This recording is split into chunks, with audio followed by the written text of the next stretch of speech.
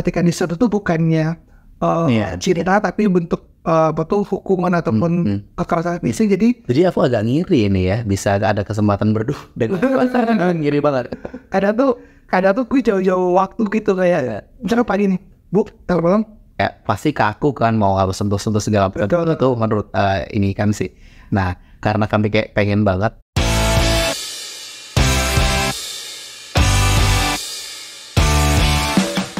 Halo sahabat baper. Dia sahabat baper ya Pak. Berarti kita ini ya suka baper gitu Iya, ya. kita suka baper, tapi ini bapernya bukan yang baper meratapi diri ya Pak. Ya, ini tentang bapak yang memang suka rumpi gitu. Tapi rumpinya tentunya nggak merumpi gosip-gosip itu tidak penting gitu ya. Tapi kita mencoba di sini ngobrol gitu ya. Kita membicarakan hal yang mungkin kecil gitu, tetapi itu daging banget gitu. Kecil tapi akan powerful. Kayak sate ya. Kayak sate. Oh, sate di mana tuh? Tawarin dah. Ini adalah episode kedua kita nih Bawami ya. Setelah episode pertama kita gitu ya, yang mana episode pertama itu kita membahas basis banget, viewersnya udah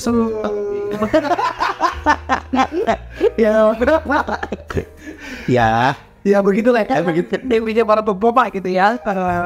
Jadi memang kita bahas kemarin pernikahan ya Pak tuh ya, kesiapan kita sebagai laki-laki itu seperti apa sampai akhirnya kita udah menikah nih sekarang Pak Fahmi ya. Betul. Nah, ini menarik lagi nih Pak Fahmi. Kenapa tuh? Karena banyak banget di netizen tuh kayak menanyakan gitu nih, kayak tahun pertama kita menikah tuh seperti apa nih? Waduh, tahun pertama menikah ya. Saya jawab dulu ya. Gimana tahun pertama nih terjadi?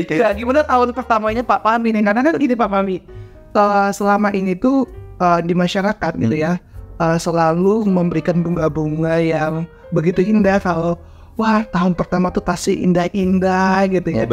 Kayak kan itu adalah tahun-tahun kemesraan para pasangan muda. Nah, apakah itu terjadi oleh Pak Fahmi gitu ya? Atau bagaimana nih realitanya nih Pak Fahmi? Kalau di parodi itu misalkan kayak istri buat kesalahan jatuhin sendok, diambil.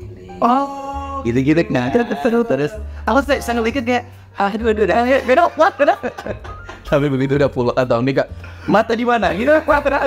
Atau jangan dari tahun udah kayak gitu. Waduh, Kalau tahun pertama, di cerita sebelumnya karena saya kan nggak ada sesi pacaran gitu ya sama istri gitu ya. Jadi 1 tahun pertama pernikahan memang digunakan untuk pacaran.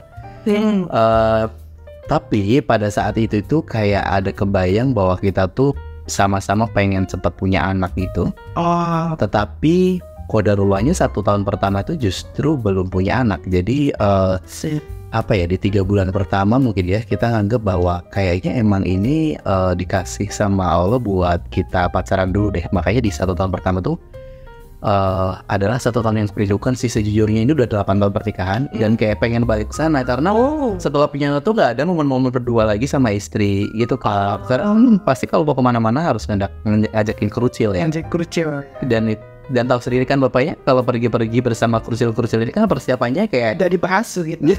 Bukan jalan-jalan tapi kayak pindah pengasuhan doang. Betul. Pindah tempat buat kasul gitu kan. Jadi itu challenge banget. Jadi saya waktu itu masih LDR. Jadi istri saya di Pekalongan, saya di Jakarta. Kita 2 minggu sekali bertemu.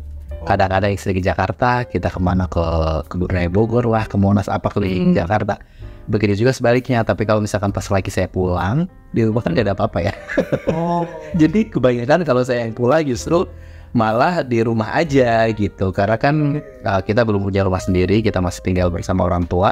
Kadang-kadang di rumah saya, kadang-kadang di rumah mertua. Seperti itu sih. Jadi justru momen-momen setahun pertama itu kita lebih senang ketika istri datang ke Jakarta sih. Karena kan beneran kita bisa explore dan kayak wisata aja gitu setiap sebulan sekali berarti ya paling enggak ya kalau ketemu gitu. Jadi momen pengenalan 1 tahun pertama ya, momen akhirnya kita kayak amazed. Selain amazed kita juga terkejut ternyata sifatnya udah mulai kelihatan nih ya. Di awal ya kan. Misalkan ternyata kalau marah seperti ini, ternyata kalau sedih seperti ini, ternyata kalau lagi kecewa seperti ini. Jadi kayak mulai mengenal bentuk-bentuk emosi, wujudnya seperti apa, seperti itu sih. Begini juga dengan saya, oh ternyata saya bisa marah seperti ini. Kalau sama saya, oh ternyata saya nggak bisa ini segala macam. Itu gitu sih. Gimana dengan Pak Doni? Menarik. Kenapa penjajakan? Iya, penjajakan. Menjadi proses pasangan ini adalah tidak berpacaran gitu. Jadi menggunakan 1 tahun itu tuh istilah itu berpacaran. Betul. Setelah menikah gitu. Pacaran halal. Oh ya, satu lagi, bahkan kami melakukan foto post wedding. Oh, kami menganggapnya post wedding kan, karena tidak ada private ya. Kami menyadari bahwa mau private belum, ini tuh kayak pasti kaku kan, mau harus sentuh-sentuh segala macam. Itu menurut ini kan sih. Nah, karena kami kayak pengen banget punya foto private gitu kan. Karena nggak kesampaian, jadi kita udah nikah nih, kita ala-ala post wedding. Ini masih cuma berdua gitu. Iya gitu kan, udah halal, jadi kita mau satu-satu segala macam, mau kemanapun juga bebas, kita mau fotografer. Itu sih yang seru, kayak wow lucu juga. Itu style pertamanya ya. Kalau gue sih ngerasa soalnya apa yang mirip gitu ya, karena memang gue sama istri gue tuh emang tidak ada pacaran gitu ya. Jadi kayak menjadikan 1 tahun pertama itu adalah 1 tahun mengenal satu sama lain gitu kan. Cuman memang karena apa ya, kita tuh saling tidak mengenal, jadi bener-bener setahun pertama tuh ya kata orang bahagia gitu ya, kayak romantis ya itu tetap terjadi. Kayak ada momen dimana kayak waktu itu kan di awal-awal kan kita belum hamil ya, saya itu belum hamil, dan kita masih punya kesempatan lah buat berdua bareng kayak pergi ke satu tempat itu kayak aromatis bareng gitu ya. Cuma memang setelah itu masih di dalam setahun yang sama itu kayak bener-bener wah sulit banget ya memahami sering saya gitu ya, kayak kok perempuan kayak gini ya gitu ya. Mungkin selama ini gue punya teman banyak perempuan, tapi ketika jadi istri beda banget dia, kayak yang dia harus diperhatikan ya kan. Terus kayak yang satu lagi adalah istri saya itu adalah orang yang perlu banyak komunikasi, banyak ada touchingnya. Sedangkan di saat itu saya adalah orang yang sulit untuk di-touch. Iya, saya sempat tidak tersentuh Anda ya. Agak susah. Tapi saya naruh orang lain itu kayak menyentuh badan saya. Jadi hampir tahun pertama itu adalah setahun benar-benar mungkin tidak ada saling sentuh. Sentuh ada, sehingga hadilah pertama. Tapi ini sentuhan-sentuhan yang wow keren ya, segala sentuh. Pak, wow, ini ngomong ya di bawah jangan terlalu di ini ya. Jadi ambil poinnya. Iya, tapi itu akan menjadi momen kan membangun chemistry ya. Terus membangun sebenarnya itu kita tuh akan membangun arah komunikasi kita sebagai suami istri seperti apa gitu. Nah bedanya sama lu kan tadi setahun lu tuh bener-bener nggak ada ini ya, kayak belum hamil istri lu kan. Nah kalau gue di 3 bulan pertama tuh istri gue udah hamil. Padahal gue ini ya tambah dari lu, gue pengen nikmati setahun pertama tuh nikmati bareng-bareng gue aja ya. Iya. Dia malah justru duluan. Iya, istri gue duluan. Nah di situ tuh gue akhirnya belajar menjadi seorang suami yang siaga untuk istri gue yang lagi hamil. Mungkin itu kali ya, karena gue ngerasa ketika mungkin kalau dia gak hamil, gue gak bakalan seperhatian itu dengan dia gitu. Kayak gue kan orangnya cuek gitu ya, kayak bahkan ketika dia ngambek, gue tuh kayak bisa yaudah biarin aja dia ngambek gitu lah. Karena gue merasa ya kita waktu itu kalau orang dewasa yang bisa mengembalikan kondisi kita ketika kita lagi misalkan bad mood, terus bisa balik lagi. Ternyata soal dalam pernikahan tuh gak bisa seperti itu guys. Betul. Ya, gak bisa seperti itu, karena ketika seorang perempuan ternyata ya ketika sudah menikah tuh ada rasa ingin kayak diajak deketin gitu ya. Itu jadi tahun pertama tuh gue pernah sempat loh papa. Itu tuh itu udah hamil udah posisinya belum tahu. Tapi itu di mana kondisinya gue sama istri gue tuh tidurnya tuh nggak satu kasur, tapi di bawahnya karena gue juga ngambek gitu ya. Baik. Ingat itu ya lucu banget. Pokoknya kalau ingat-ingat kalau sekarang ini udah semakin dewasa dalam berumah tangga nih. Itu kayak ngakak sendiri kami berdua gitu, karena Ngapain harus sendiri itu gitu mungkin ya? Tidak, Sekarang. kok ini ya kayak gue tuh kayak bapak itu kayak gue egois itu gitu loh. Dan tapi ya gue bersyukur dengan setahun dengan penuh dinamika itu tuh membuat gue tuh kayak oh ternyata gini loh, setiap orang tuh punya apa tuh namanya itu bahasa cinta yang berbeda-beda gitu loh Pak Fahmi. Betul. Dan itu membuat gue bahasa cinta. Akhirnya gue dan istri gue tuh kayak mengembalikan apa yang gue dapatkan dari sekolah kami waktu itu. Nah kalau Pak Fahmi gimana tuh proses setahun yang terjadi gitu ya untuk mengenal sosok si ibu di rumah nih gitu ya? Itu gimana tuh dengan bahasa cintanya Pak Fahmi? Iya bener ya. Iya sih, otomatis karena setahun itu berinteraksi, jadi kita tahu gitu ya kebiasaan istri segala macam. Iya sih, secara otomatis jadi kita tahu bahasa cinta kita masing-masing gitu. Apalagi waktu dulu nikah juga udah banyak bahasan tentang bahasa cintamu apa gitu-gitu kan. Jadi kita emang benar-benar memanfaatkan dan bahkan kita saling sharing gitu. Ngobrol gitu, apa sih bahasa cinta lo gitu dan apa sih bahasa cinta gue. Dan ternyata aku baru tahu bahasa cinta gue sendiri juga setelah menikah loh. Karena kayak kan banyak hal ya, jadi ternyata kalau aku sendiri tuh lebih suka physical touch gitu ternyata bahasa cintanya. Baik. Jadi kayak misalkan setiap pagi bangun tuh kayak pengen peluk dulu kayak gitu tuh kayak iya. Terus kalau kemana-mana nggak tahu secara otomatis aku gandeng tangan istri aja gitu. Dan emang ternyata emang bahasa cinta gue itu. Jadi kebayang ya kayak jomblo berpuluh-puluh tahun menikah. Sebelum nikah tuh kayak gue mungkin kayak butuh. Jadi setelah nikah tuh kayak ya udah ketika 1 tahun pernikahan pertama kan kita sering jalan-jalan tuh kayak nggak tahu secara otomatis gue gandeng aja gitu. Dan ternyata emang itu bahasa cinta gue. Dan nah kalau istri gue lebih ke presence ya, jadi kayak kehadiran. Jadi ya udah yang penting ada fisiknya lo di situ, kayak gue tahu lo di situ gitu kan, dan gue ngerasa happy. Nah makanya sekarang agak jadi challenge gitu ya ketika pekerjaan menuntut kita harus keluar kota. Jadi kadang ketika ada sesi luar kota itu ya terus terang kedua belah pihak saya pun ngerasa bahwa ya gue harus keluar kota nih. Terus kayak istri lu nggak dapat body touch-nya, istri lu nggak bisa lihat tadi ya. Jadi kan karena physical touch sama presence itu kayak menurut gue saling melengkapi gitu. Dan lama kelamaan pun kayak istri gue yang tadi yang nggak begitu suka physical, kebaikan ya, banyak nggak suka physical, istri lu suka physical touch kan. Betul. Jadi kayak otomatis kayak jadi nyetrum aja gitu. Jadi ya udah suka-suka aja gitu. Tapi kalau istri gue lebih kepada suka lihat momen dong. Namanya bapak-bapak nih kadang-kadang kan kayak kalau pengen pelukan apa segala macam tuh ya sih saya kadang-kadang suka nggak ngelihat situasi gitu. Misalkan lagi ada anak-anak apa gitu kayak main apa gitu, main pegang tangan apa segala macam, kayak selalu lihat jangan gitu ya, ada anak-anak kayak jangan gitu, ada bapak ada kayak gitu. Kadang suka bapak antral. Nah itu paling gitu sih Pak Doni. Kalau Pak Doni sendiri gitu. Sebenarnya kalau untuk bahasa cinta sendiri tuh gue udah kenalnya udah lama gitu. Tapi memang terkonfirmasi gitu ya setelah menikah gitu. Jadi betul kata lu tadi, istri gue tuh bahasa cintanya adalah physical touch gitu ya. Dan itu kehadiran dia dua sebenarnya. Yang paling gede ya. Iya paling gede. Sedangkan gue itu lebih ke afirmasi. Ini kata-kata tuh yang gue lebih butuh itu sebenarnya. Dan ya jujur di awal pernikahan itu tuh gue sempat kayak punya perjanjian gitu loh, kayak scheduling gitu dari istri gue gitu ya, kayak oke, kamu suka body touch, kamu tuh touching adalah bahasa cinta kamu ke gue, tadi boleh ya gue bilang kayak gitu, kita jadwalkan. Wow.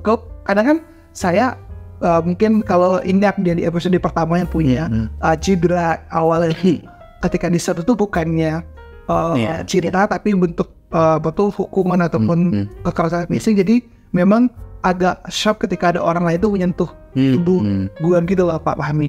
Makanya awal tuh kayak yaudah seminggu 3 kali ya aku bilang kan. Itu proses ya. Betul. Balik lagi itu proses. Tapi ya ada sepatu. Iya, juga kayak gitu sih.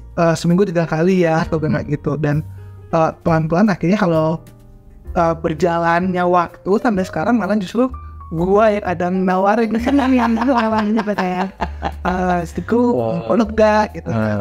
yang awalnya dia yang minta, ya sekarang gue lebih cukup apa ya, jadi memahami yang dia Tuhan ya. betul. Kayak ketika istri gue udah mulai uring-uringan, udah mulai capek itu kayak gue udah mulai nih, ibu mau dipeluk nggak? Oh boleh gitu kan. Jadi gue udah lebih terbuka kayak gitu. Cuman ya itu sih, gue ngerasanya dengan memahami bahasa cinta pasangan kita tuh benar-benar membantu sebenarnya. Kayak kita tuh mau seperti apa untuk memberikan apa tuh bahasa kasih dengan pasangan kita gitu. Jadi kayak cukup memberikan ini sih magnet yang kuat buat hubungan setahun ini sih menurut gue sih. Iya sih, menurut aku juga emang penting banget gitu ya paham bahasa cinta, karena ini kayak hubungannya sama tangki cinta ya. Karena bahasa itu kan untuk gimana caranya kita menuhin. Betul. Jadi biasanya kan ada ciri-cirinya ya, kalau misalkan istri udah mulai uring-uringan gak jelas gitu ya, kemudian kayak banyak diemnya, itu kan berarti tangki cintanya barangkali memang harus dipenuhi. Betul. Itu siapa lagi kalau bukan kita ya? Masa iya orang lain gitu ya, jangan sampai gitu. Karena betul, setuju banget ya kan, tangki cinta untuk ibu itu tuh perlu diisi sering-sering. Betul, iya. Karena ya bapak sih memang capek ya, jadi ada iduin, tapi percayalah ibu-ibu di rumah itu lebih capek gitu ya ngurusin. Mungkin kalau udah punya anak gitu ya. Karena kan tidak terlihat gitu ya, kayak banyak hal yang dia lakukan di rumah gitu. Jadi kayak bener sih, dengan bahasa cinta kita tahu tanda-tanda dia kapan tangki cintanya mulai berkurang, maka kita bisa support itu untuk mengisi hal tersebut. Dan bahkan ya akhir-akhir itu memang gue terapkan, dan sekarang tuh sangat-sangat worth it sih kayak untuk mengisi tangki cinta tersebut, Pak Fahmi. Jadi penasaran, kalau Pak Doni sendiri gimana cara ngisi tangki cinta istri ini? Apa saja gitu yang dilakukan? Kan pasti banyak ya mungkin. Apa misalnya? Kalau gua, karena kalau berita sudah pasti ya, karena itu kebutuhan utamanya. Utamanya yang gitu ya. Cuman karena kehadiran, kadang gua tuh sudah bisa membuat momen-momen kita cuma berdua. Oh wow. Iya, nanti misalkan kita ada bude nih di rumah gitu kan. Jadi kayak kalau udah ini, yuk bu kita jalan berdua yuk, kayak anak titipin ke bude. Betul, dan kita nonton bareng, makan bareng. Jujur berat kedua belah pihak, kayak gua kayak ini kali ini, tapi kadang tuh di sini tuh kita perlu ngasih ruang buat kita juga gitu lah. Itu tidak semuanya tuh waktu untuk bersama anak-anak gitu ya, karena balik lagi nanti ketika anak-anak udah dewasa dan sudah memilih jalan hidupnya kan, ya tinggal kan kita berdua kan. Kalau kita berduanya ya nggak ngebangun dari sejak sekarang nih, ya gimana nanti? Makanya gue selalu percaya tentang hukum sebab akibat.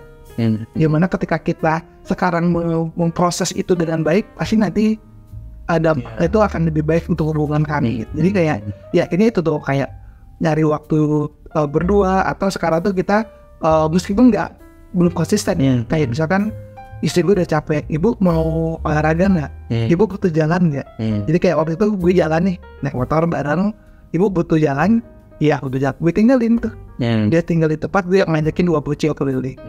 Terus dia jalan kaki, udah keringat, dan akhirnya udah mulai tangki cintanya teman udah rilis, dia udah bisa lagi merespon keluarga itu dengan lebih baik lagi. Jadi kayak itu yang gue lakukan, termasuk gue memberi makanan. Gue suka makan, gue suka masak. Ini dari awal-awal tuh gue suka masakan yang menurut gue dia suka, kayak buatin nasi goreng, terus kayak dikasih lucu-lucuan. Itu dari awal banget seperti itu sih Pak. Kalau Pak Fahmi gimana? Keren ya. Jadi aku agak ngiri ini ya, bisa ada kesempatan berdua dengan ngiri banget, karena sejujurnya sampai sekarang setelah kehadiran anak-anak tuh jujur susah banget buat kita maintain gitu ya, terutama keluar nonton bioskop tuh wah kayaknya bisa dihitung cuman sekali deh waktu itu. Selama 8 tahun ya? Iya benar. Yang beneran berdua ya. Karena kita pernah kayak kita nonton di bioskop ngajak 2 anak tuh pernah waktu itu, Keluarga Cemara kalau nggak salah. Jadi kita pikir ini film buat anak-anak nggak masalah. Cuman di bioskop drama banget ya kan. Jadi kayak nonton. Jadi kayak saya kan di luar, istri di dalam, atau sebaliknya nih anak nangis pengen sama ibunya tuh saya di dalam. Ini kan gak asik banget ya nonton bioskop seperti itu. Seingat kita cuma sekali doang waktu istri hamil anak ketiga, anak-anak udah pada sekolah. ya udah kita ngambil nonton bioskop yang jam 11. Kebetulan anak-anak pulangnya agak siang, jadi kita nggak masalah. Nah itu gue gak nah cara kita paling sih nyuri waktunya ya kalau di rumah ya, misalkan subuh anak-anak belum pada tidur, belum pada bangun gitu ya, kita coba mungkin jalan-jalan di sekitar kompleks gitu, ngobrol-ngobrol. Ya udah, karena kan dua-duanya fisikalitas dan kehadiran ini paling enggak, kalau kita sih udah menyadari bahwa nggak penting tempatnya di mana sih, yang penting bareng sama Sedang siapa? Iya kan, Untuk kuat itu. iya. Jadi kayak ya udah kita kadang sengaja kayak gitu, atau enggak misalkan sebelum tidur kita sama-sama belum mengantuk, kita ngobrol. Harus ada sesi-sesi, kalau kata ahli gitu kan, perempuan tuh perlu mengeluarkan minimal 16.000 kata tiap hari ya. Nah, jadi ketika misalkan hari itu istri gue belum cerita, itu kayaknya pasti tidurnya bakal gak nyenyak sih. Gue bisa ngerasain itu. Jadi kalau misalkan ibaratnya satu hari itu kayaknya gue belum dengerin cerita dari istri, jadi paling enggak subuh setelah misalkan sholat subuh bareng itu, kita sempetin aja gitu ngobrol apa aja, karena gue tahu istri gue ketika kita udah ngobrol bareng, mau ngobrolin hal-hal receh, masa lalu, mantannya dia gitu misalkan, atau misalkan masa depan yang kita nggak tahu masa depan kita mau seperti apapun, itu kayak bikin happy gitu. Kan mau belajar ya. Iya, gue kayaknya belajar ngobrol nih. Iya, karena anak udah 3 ya kan, jaraknya dekat-dekat ya. Kadang-kadang kita salah sendiri, anak kadang-kadang kita jadi gak bisa pergi-pergi. Terus kita di luar kota yang nggak ada mertua, nggak ada yang orang tua gue yang bisa dititipin anak, nggak ada ART pula. Jadi kayak ya masa iya kita mau ninggalin anak, mas kak di rumah ya, ya sama ibu mau pergi, kan mungkin seperti itu. Jadi ya udah kita bikin, belum bisa seperti itu ya, belum karena Anda masih usia harus diperhatiin. Iya. Jadi kayak kesempatan gue kadang memaksa diri untuk ya kita makan bareng. Jadi kayak momen 3 kali makan itu ya udah, walaupun lo nggak makan, bisa gue nggak pengen makan, ya udah temenin gue makan, atau sebaliknya gitu, gue udah makan nih misalkan, ya udah gue temenin lo makan ya. Jadi kayak biar ada momen-momen kita ngobrol. Intinya ngobrol sih, membuat momen untuk ngobrol kayak ini. Iya.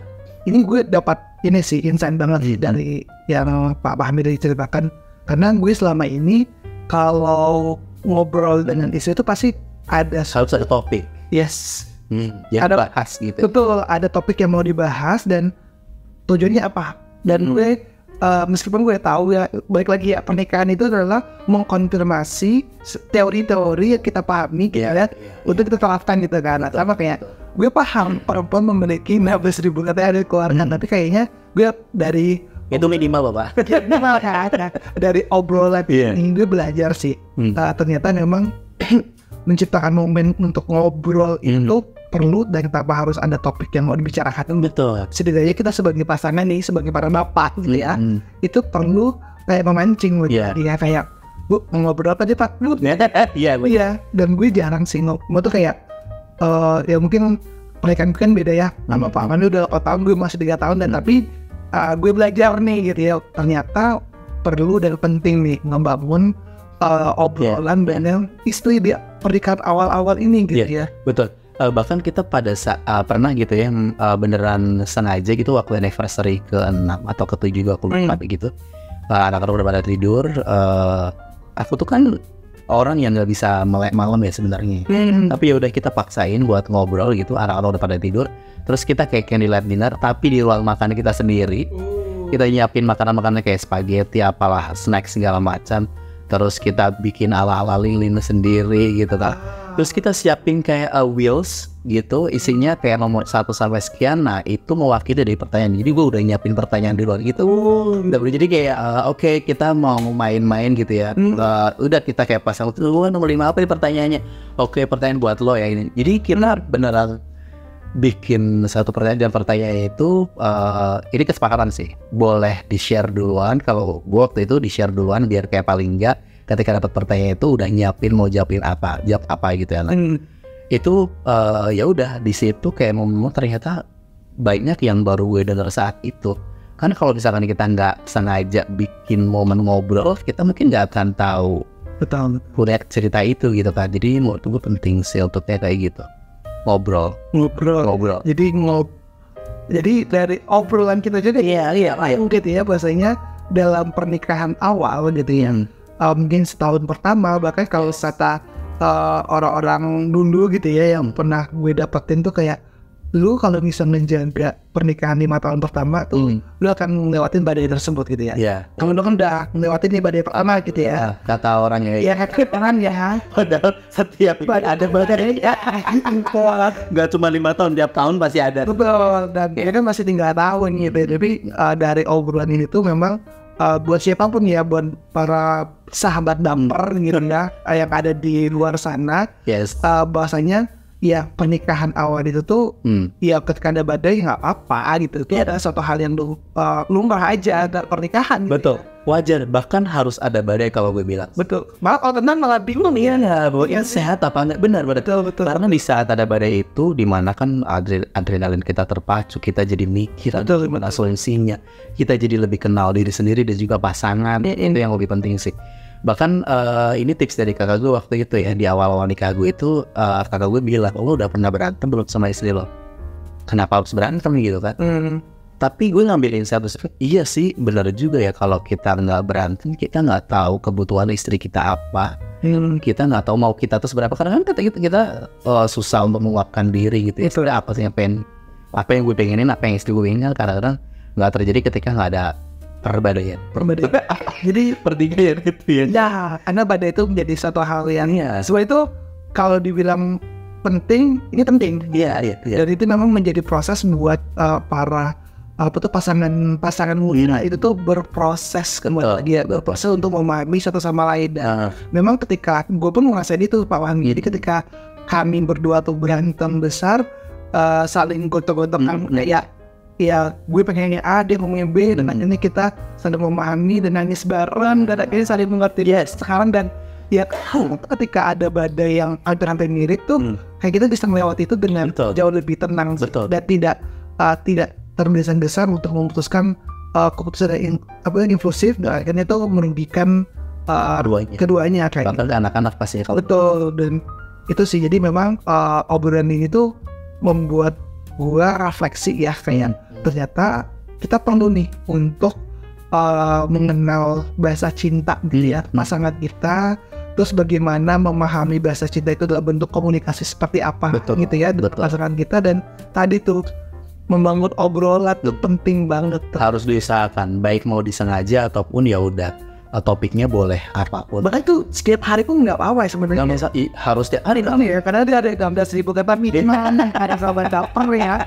Anda ingat. Dan yang perlu kita sadari, dan bahkan nih Pak Fahmi, faktanya gue ini suka ngomong ya. Iya, gue suka ngomong ya. Istri gue katanya, jadi butuh 16 meter enggak gitu. Kalau bapak-bapak cukup 5.000 sampai 7.000 sebenarnya. Iya, tadi kita ya man. Iya, tapi maksud tuh kebalik jadi. Betul, makanya gue. Iya. Kayak itu adalah perhatian dan kita mau komunikasi. Iya. Itu bahasa cinta gue. Makanya ketika istri gue kecapean, misalnya capek nih, abis ngasuh 2 bocil-bocil, pijit suka. Terus tidur, ketiduran. Aduh, gue nggak bisa ngomong. Gue gak disain.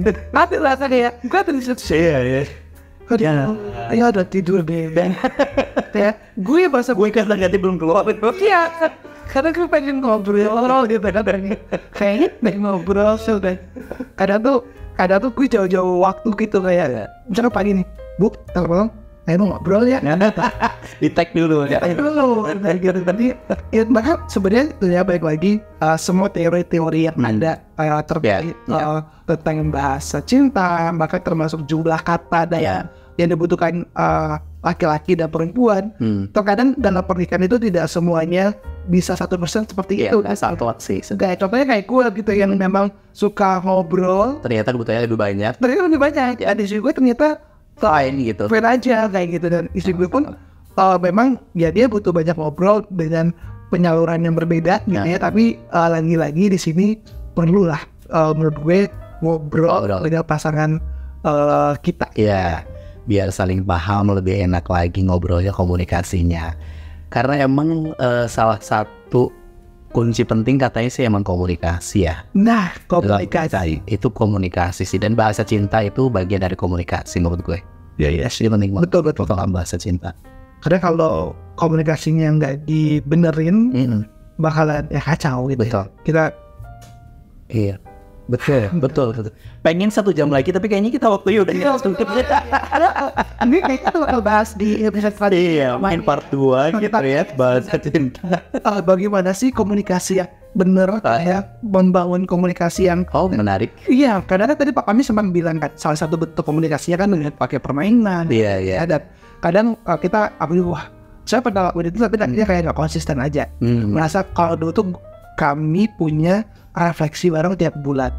Tapi karena akhirnya anak dia dulu punya anak bocil kan itu nggak Tunda itu tidak ya udah bablas, tapi kayaknya memang menarik untuk kita bahas di bab per episode selanjutnya tentang sebenarnya komunikasi seperti apa sih yang bapak-bapak perlu tahu gitu ya untuk kita makin erat aja kita masing-masing. Oke. Oh gitu, kita pamit dulu ya Pak Fahmi. Terima kasih. Sangat proper. Oke, Selamat bekerja dan udah lewat, guys. sudah menonton.